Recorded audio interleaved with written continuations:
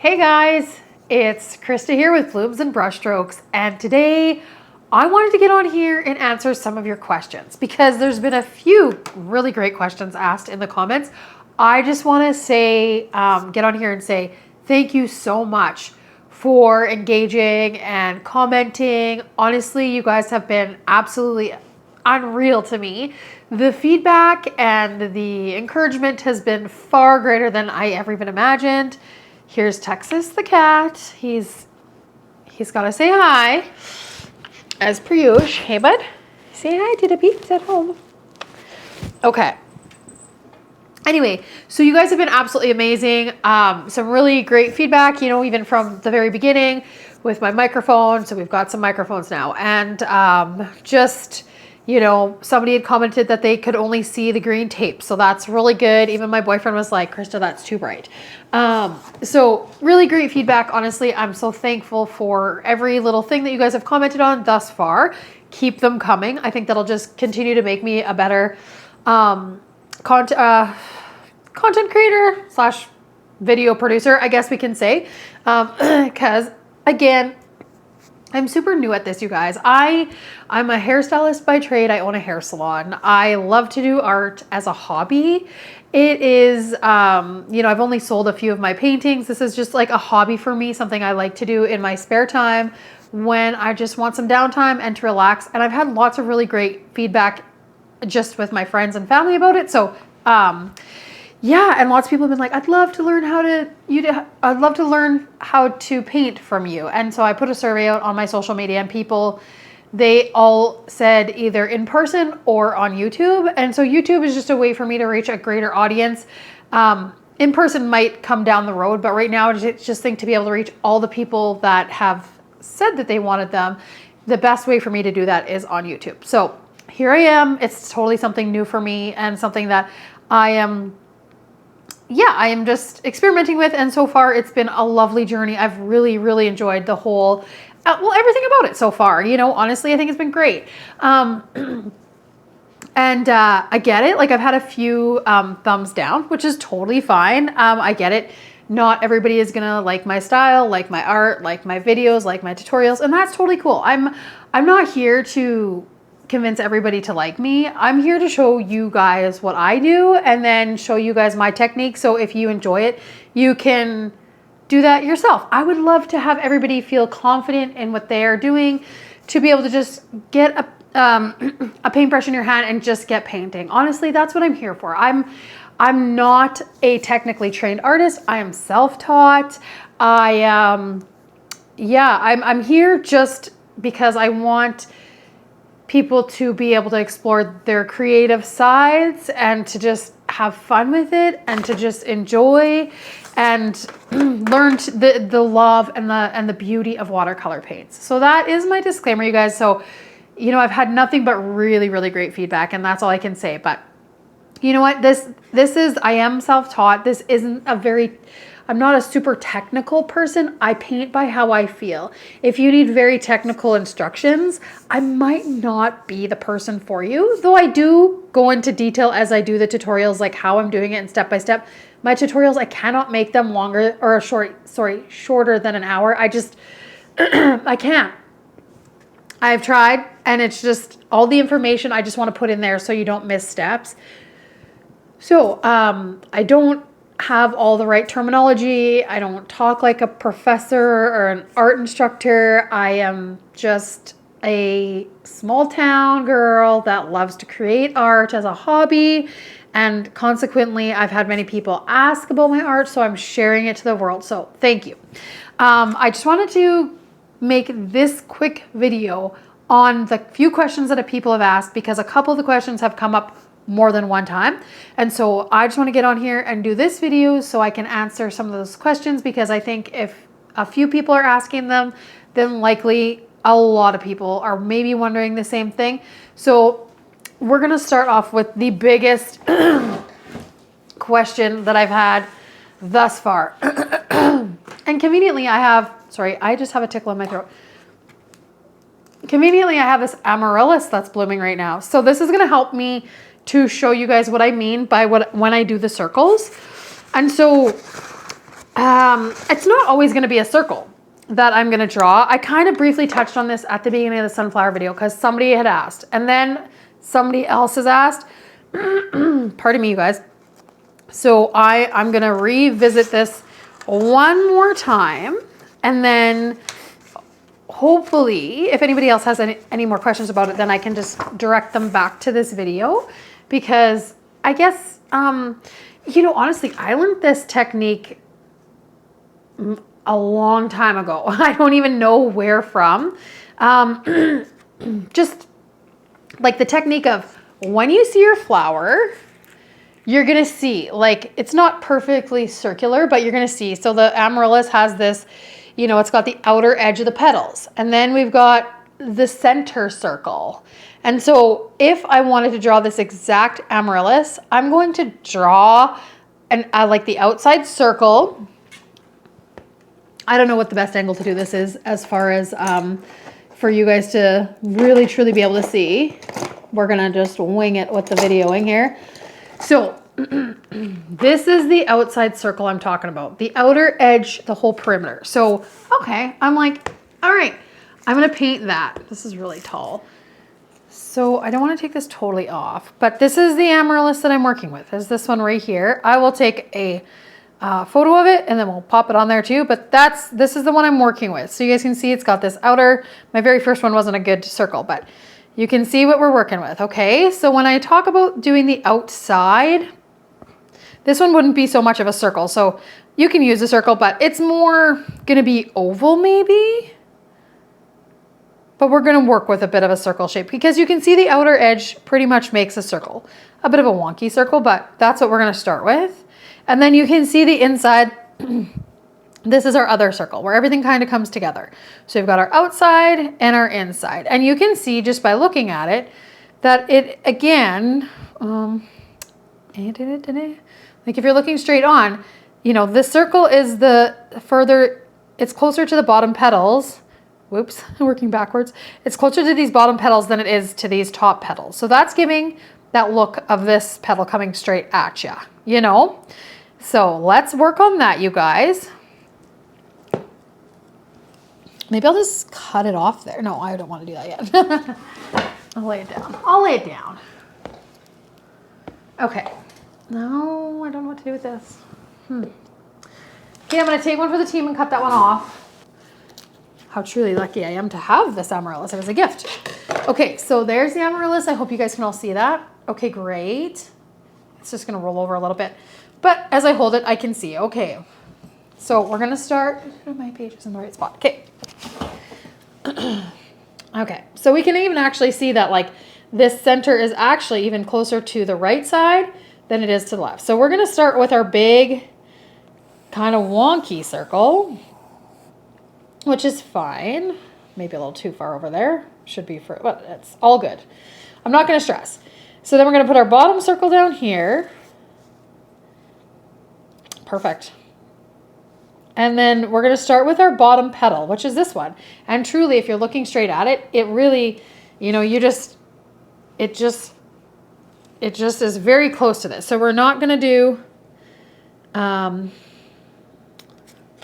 maybe I'm a little too close to the bottom. You just kind of have to eyeball it up. Like I don't have any rhyme or reason really how I do this. I just eyeball it up. And we're going to come out and go wide fast. You know, we're going to come out and go wide fast. And okay, it's fine. We're going over this edge, but that's okay. That's not a big deal. It's just giving us that guiding line. Okay. Like you can see, our tips go over, but at least it gives you that same, if we're going over this much here, we can go over that much there, that much there, that much there. It's just a guide. Okay. Don't get crazy about it. And again, you guys, I don't want to be the person that if you don't know how to draw something, I can give you basics on how I draw in my videos. I'll do a better job of that. But again, like I said, I'm no professional at just straight drawing. Like I know you have to have a basic understanding of drawing before you even create art. I hardly think I have a basic understanding. I create that with paint, like the depth and all that stuff. And that's what I know more of. Okay, and so this one is going to come up. We're doing this petal right here. And we're coming up, and then we got kind of squiggly wigglies. And that's that one. So this one, oh, this one can be wider again, but that's okay. And then we're going to work on this one on here on our left, my left-hand side, I guess. It's not going to be your guys' right-hand side. Something weird's going to happen there with the video, but, and we're going to start by going up here and up here. We're going over a little bit. And then we're coming, and this is tucked. You can see that the petal's tucked behind the other one, so we're tucked in there. And then our last one over here,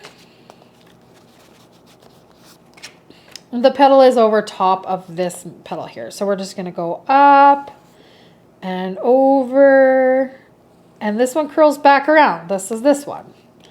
Okay, we're going to come up here. You can see it comes out from quite far up the top there. And we're going to go up, and it's going to curve around, and we're going to come and connect those two. Because if we're looking at it dead on, like I'm looking at, I can see that come around the backside. So we're going to just create that by dropping back and making that little kind of triangle there to create that illusion. Now you really can get crazy with the lines. Like, you know, this one's going to go up, and then it's got lines coming down like this. This one kind of comes more like that. You know, to give it more shape. You know, this is going to give that illusion of that. And then this one's coming straight out at us.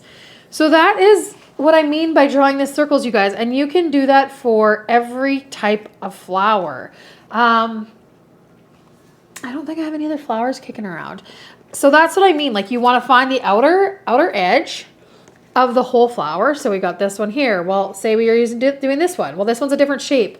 You know, we can go in, it's a little bit more narrow, and it's going to be more of an oval shape because you can see it goes whoop, like that. And then we're going to go in here with that circle, you know, a little bit closer to the bottom again. And we're just, you know, we can build those kind of coming out. From there, we're working on a quite a bit smaller scale.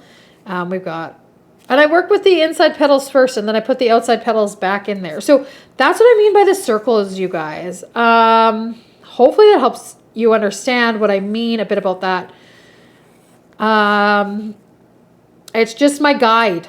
That's all I can say, is that it just guides me to not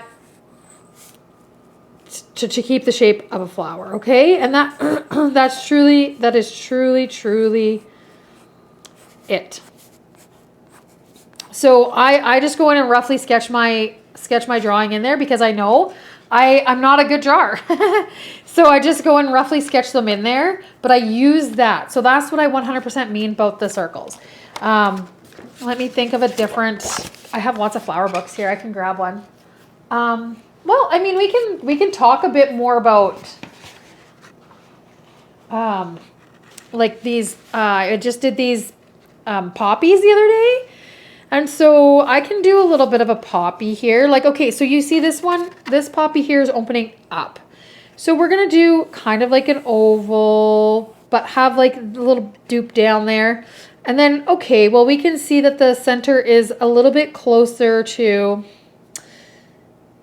well, it's pretty centered, but I would say it's closer to the bottom a bit. And so I work from there, you know, having our petals come out from that spot out to the outer edge. Honestly, again, that's pretty much, okay, so we got this one's close in here.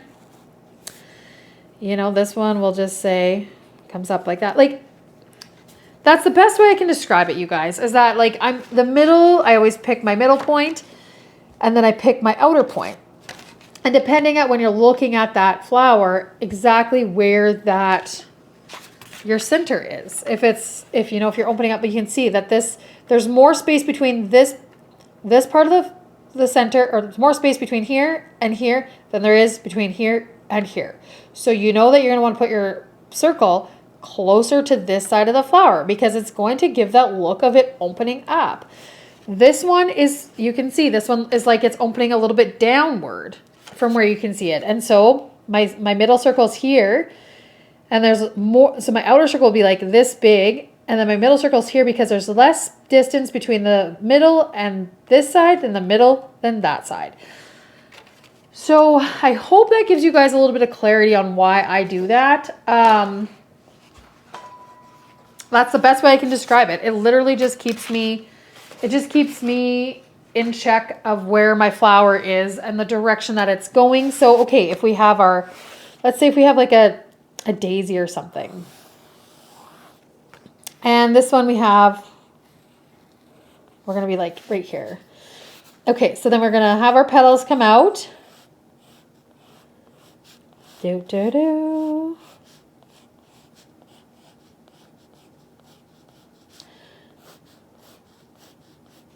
Okay, so when I paint this, it's really going to look like it's, you know, on a different angle, like it's not straight open at us, right?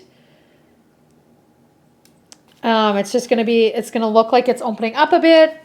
We can have one to the side. So if I'm going to do one to the side, so let's put our circle here.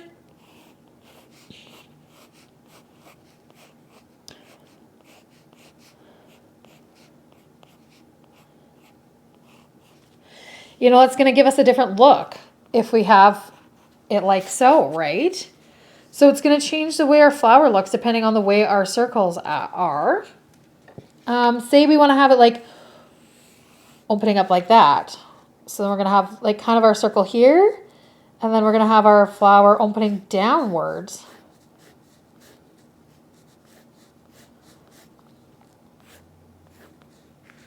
So this would be like the back side of it. And then this is like the flowers facing down. And then this would be like, whoop.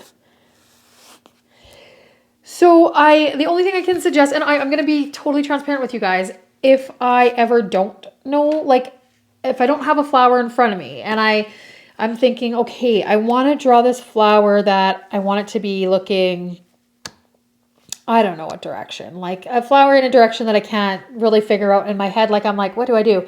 I'll just go look up how to draw that flower and just have a little couple pointers. Honestly, I'm not a hero and I don't know how to do it all. So you can find any information on how to draw that. But the thing is like, for me, if I can draw the basics, then I can paint the rest of it. And that's how I feel about that. So I hope that gives you guys some clarity on the circles. I won't probably spend any more time going deep into that just because I want to focus all of my attention on painting. At the beginning of every tutorial, I will make sure that I do explain this to my best of my ability, but I don't want to get too focused in on it because that's not like it's not what I'm here for. And I don't want you guys to worry too much about the exact shape or the exact, you know, spacing, this or that, because I paint loosely. We're going to paint loosely. There'll be probably some pictures in the future that are not so loose and we'll be very detailed about them. But like, let's just really focus on how it feels. Okay. So, try not to get too caught up in the small little details of things and I know because I've had to train myself to not do that because I am notorious for being like, that's not the right spot. I just have to feel the painting. And that is what just feel it. Just let yourself screw up a few times. And like, you know what, honestly, every time I do a painting, there's a part of it that I hate. And I'm like, ugh, I don't love this. But then I just step back for a little bit and then I just get back in there and I keep flowing with what I feel. And I think you will be very successful with that. So you guys, I think I'm going to carry on from that. If you have any further questions, I'm going to put my email address in the description today so that we can have deeper chats about that stuff in my in an email so that, you know, I can kind of go in a little bit more depth. Or if you want to just keep posting comments, I will keep replying to them. But if it's something to do with this, maybe just send me an email and we can have a little chat about that and I can help you out or maybe send you to I can look up some pages that I think might be helpful for you to go check out. But that is going to be it for the circles for now. But I'm not saying that we won't touch on them, but hopefully that gives you guys a better understanding of what I mean about the circles. Okay, so they just are my guiding light as far as it goes with drawing. So I think that's going to do it for that. Okay, you guys, so hopefully that answers the circle question because that's been asked a couple times, so I just want to clarify. I wish I could give you more information on that, but I think you just really have to keep it simple when it comes to that, the part of drawing, because you can really discourage yourself from even just getting into the paint if you get too tangled up in the drawing part of it. As you will see with all my paintings to come, that they're pretty basic. When my drawings are pretty basic, it's the painting that really, really makes them burst with life. So that's gonna do it for the circles. The other thing that somebody was asking about was if I could put down in the description or talk about the supplies I'm using and the colors that I'm using. Yes, I'm gonna try to be better at that. I wanna just say the supplies, yes, I can do that. The colors, well, I just wanna show you guys my color palette. So I can definitely tell you what the starting color was, and if you've painted with watercolor at all, your palette probably looks very much similar to mine. But I can tell you, like, oh no. Oh shoot. Okay, so well, now I gotta go through and make sure these are all right. I have a little paint swatch thing that I've done so that if this does happen, then I know what's what and where it all belongs. Oh, geez, that's too funny. It's like, okay, Krista, let's get our poop in a group here, girlfriend. Okay.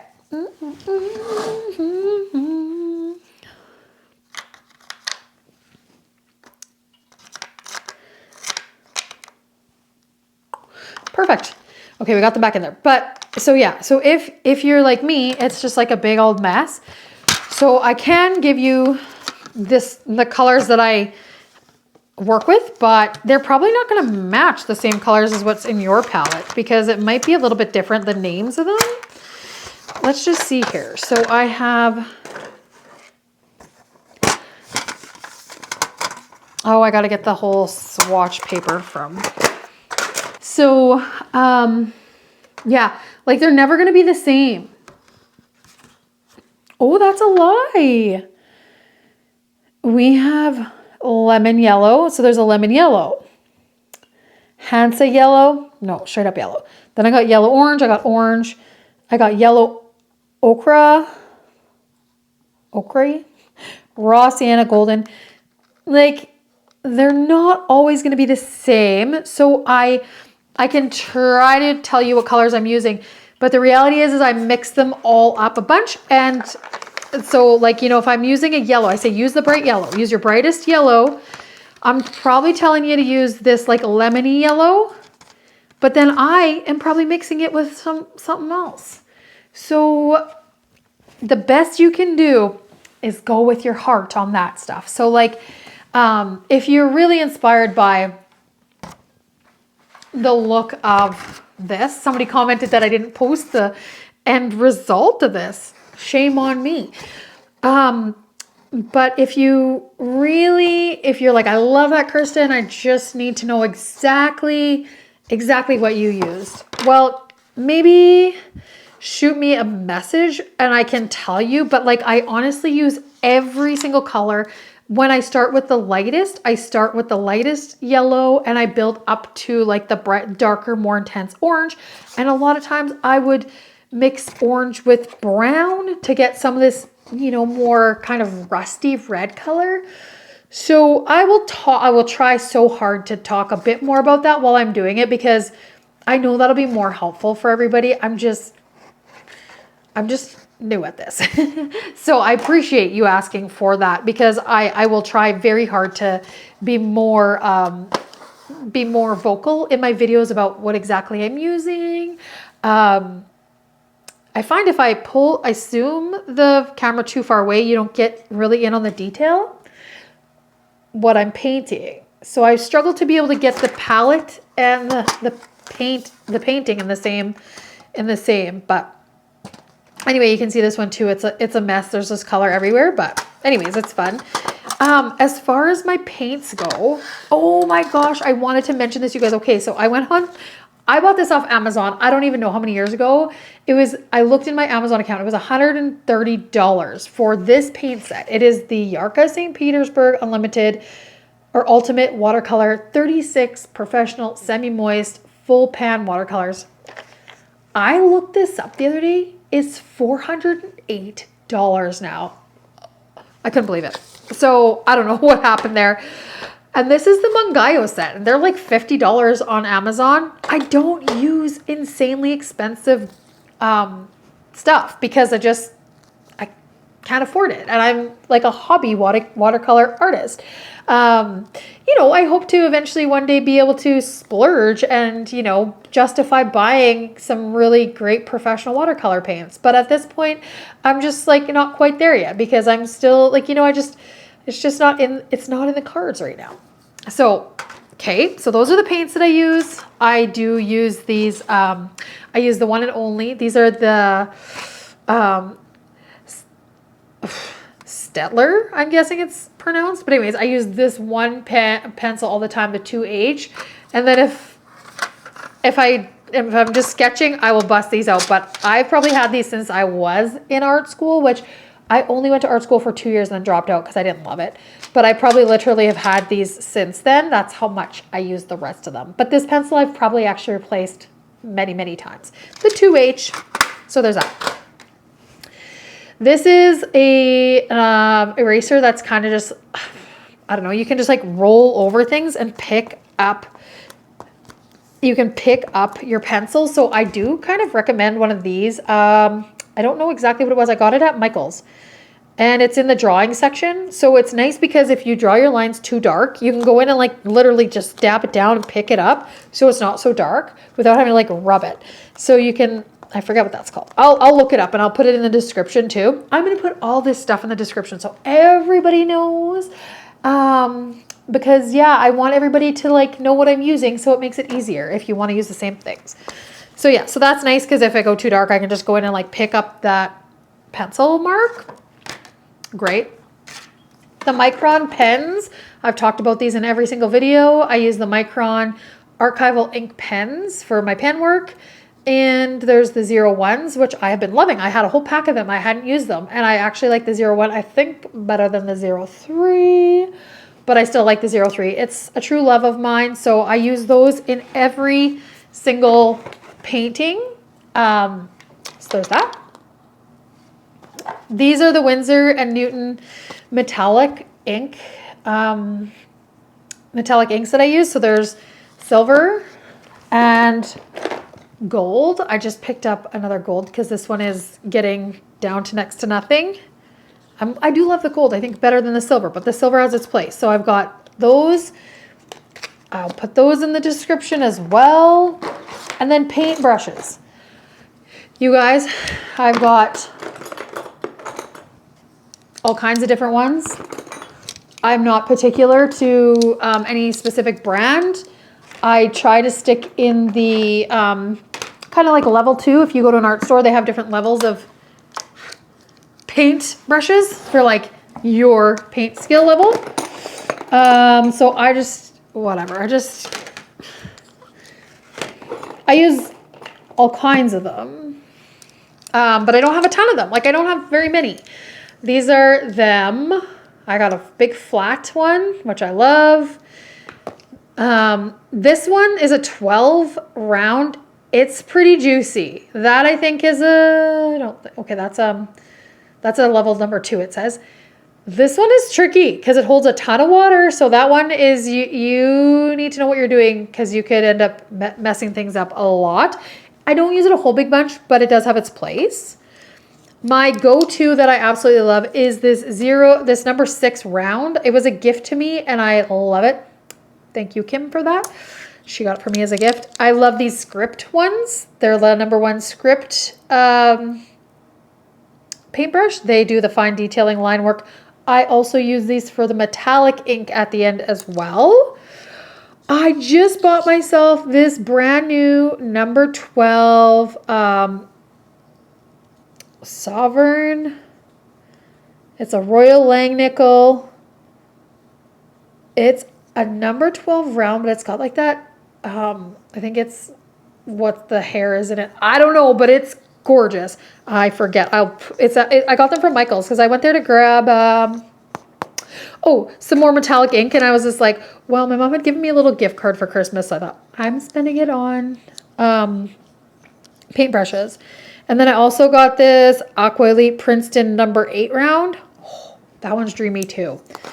These ones are bamboo paintbrushes that I got from a bamboo watercolor class I took a long, long time ago. I don't really use them anymore, but I keep them in my kit because they're a reminder as to the class that taught me how to feel the paint as opposed to overthink the painting. So I keep these around because they have good juju. The woman that taught the class, I love her. She's in my community. She's a fabulous person. She's got this, she's just unbelievable. And she taught me so much about that class that at the time I didn't know, but now as a painter, I know how valuable it was. And then I have this little gaffer, the Dagger Striper. Dagger Striper. I need reading glasses, you guys. So I have my contacts in and they told me, they said, you're going to get to the point where you're going to need reading glasses if you're wearing your contacts. And I'm there. So my apologies of that. So that one I've used with the ink too. And that actually, I've used that with the black ink and then it kind of like splays out at times. So I do use that one. And then the rest of these are just kind of like similar go-to ones. Again, I have a number 10, another number 12. Ooh, this number 4 is a beauty for some detail work as well.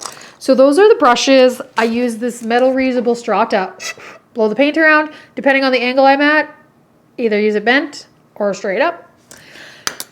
There is the masking fluid that we just touched on when I did the sunflower painting. It's not something I use a lot of, but I thought, well, I have it. Let's talk about it. It's a good way to keep things white. So that is the masking fluid. This one's just Dollar Rowney masking fluid. Great tip from somebody in the comments is that, like, I always just use the same brush. It's crappy and it's got stuff stuck in it. They said to dip it in liquid soap first. I didn't know that. So that's a good tip to use to preserve your brush. This is just like a crappy brush that I've had in my kit, and I've used it for this probably since the very first watercolor class I ever did take, which was over 20 years ago, I think. Probably. Yeah. So that's gonna do it for that. Those are the supplies. I think that should wrap up. Oh, and then masking tape. I did just go get regular masking tape.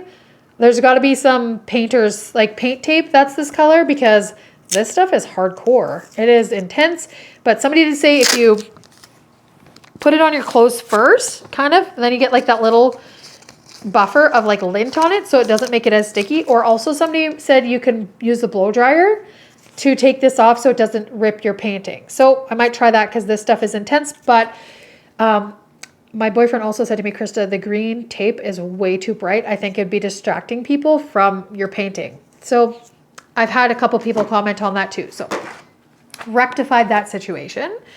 And what else did I want to talk about? Okay. And then the last but not least, I think this is going to do it for a question that somebody had was, what is this whiteboard?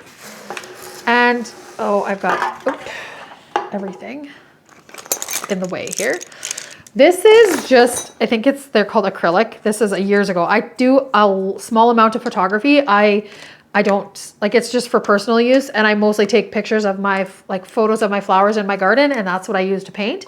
I've got a huge cut flower garden. You guys will see lots of pictures of that as we get rolling.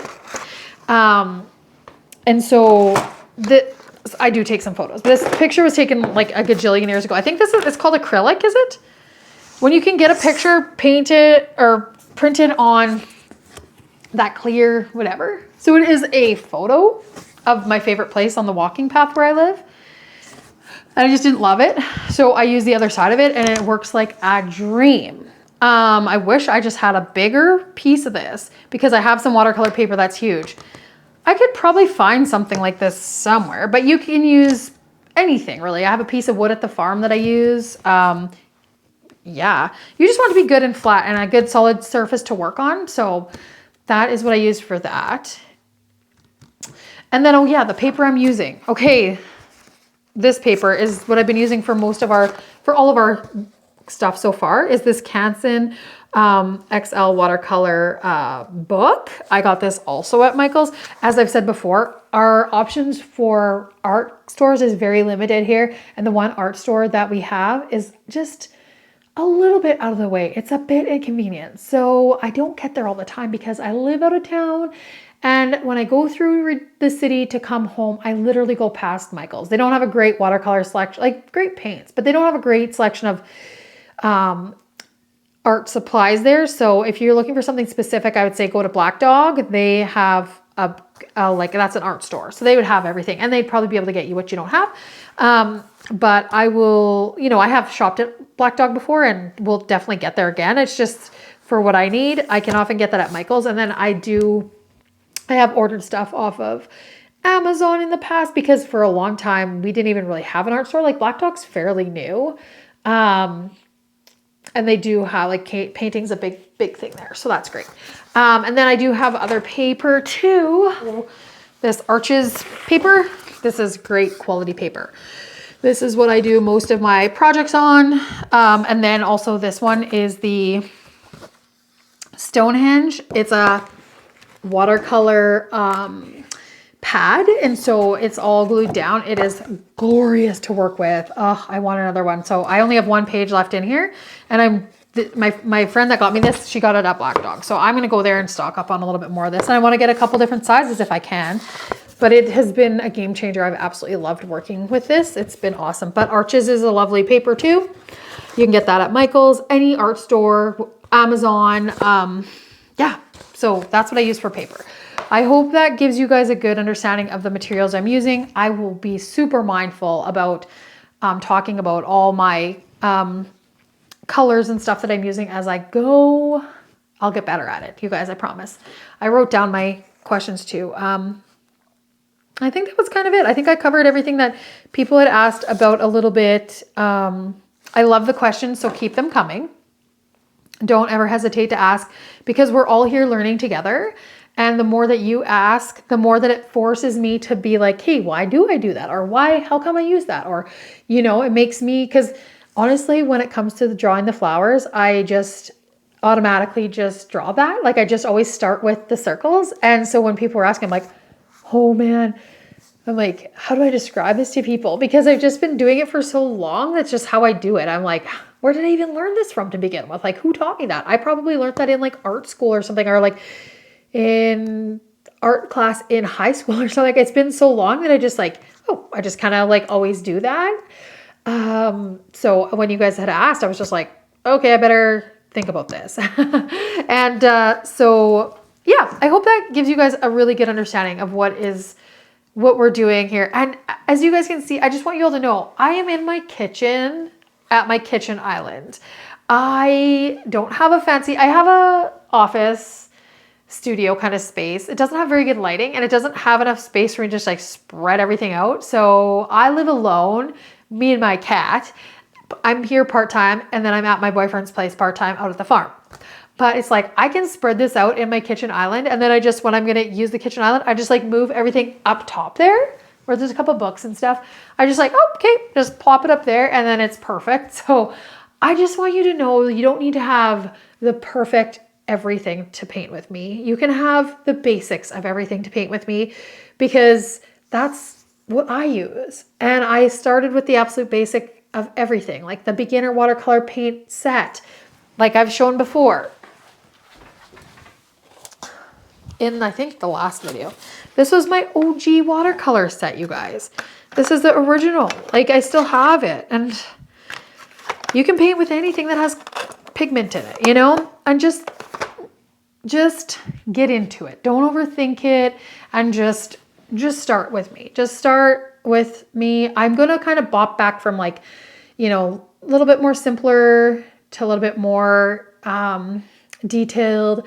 I just kind of want to work in a lot of different areas so that everybody can have a chance to get in there and not feel frustrated and just kind of work with it. But I think so far what we've done has been pretty easy. Well, not easy. I'm not going to say that, but it's pretty, they're good projects to start with. They're good projects for you to kind of work on and just have a little fun with it. And just like when I say just feel the paint, like really just like let yourself, like even with the sunflower, like in these yellow bits, like the whole time, there's no plan in my head. It's just like, I'm just going with the color, how it feels. Of course, there is the like, you know, you have where there would naturally be shadows and things would be darker and da-da-da-da-da.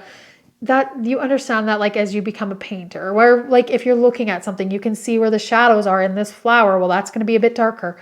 So you work with that. But as far as everything else goes, I just flow with what's happening. And then I get something like this, which is gorgeous. And I was really happy with this. I was happier with this one than this one because I should have had another leaf in there somewhere.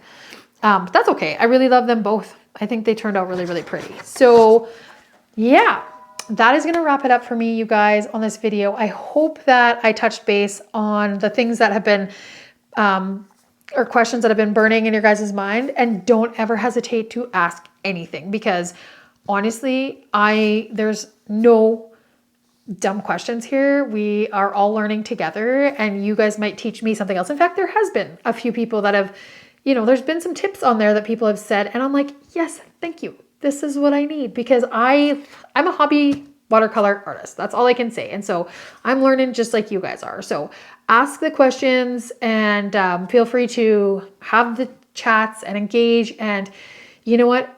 Like, thank you for all the likes and support. I appreciate it. If you guys like this video, please give me a thumbs up. And if you don't, you can give me a thumbs down too. That's totally fine. I understand. I'm not everybody's bag of tea, and that's totally fine. That's art though. It's like, you're not going to be able to make everybody happy, and that's not what I'm here for. I'm here to inspire people and help people to begin painting and to learn how to feel paint and to just really enjoy it and to let it be a really powerful tool in their life for, creativity, meditation, therapeutic, whatever you want to call it. That's what I'm here for. It's that for me, and I want to help you get there too if you've ever wondered about watercolor paint. So, and if you haven't subscribed to my channel, please subscribe so you don't miss anything. This is kind of maybe not like the most exciting video because I'm not painting anything, but there was some questions asked and I thought I better nip this in the butt before my list of questions gets this long. And then I'm like trying to answer them in a video because if you guys don't know already, I like to talk a lot. So the video would go on for days. So I thought we'll get these nipped in the butt. And then if anybody has those questions in the future, I can say, you can go refer to video, whatever, number, whatever. And that I've explained it there kind of thing. So that's kind of why I've decided to do this video now. So you can hit subscribe. I'm going to also get another painting done here today and tutorial, hopefully get that done and get that uploaded ASAP as well. And then we'll just carry on with all the fun. So I've got some great suggestions of different flowers that people want me to paint. Of course, there's some that I just have in my head that I really want to paint. So I'll just kind of bebop around and we'll just hit everything. We'll get to it all, I promise you. So if you have any suggestions, please drop them in the comment section. I have my suggestions from viewers, and this is what so far has been suggested. So please definitely suggest that to me, and we'll add them to the list, and then we'll get to everything because we're gonna have this channel forever, and we're just gonna have fun, and we're just gonna all paint together, and it's gonna be a really amazing journey for all of us. So thank you guys for watching, and please remember to like and subscribe if you haven't already, and we'll check you guys in the next video.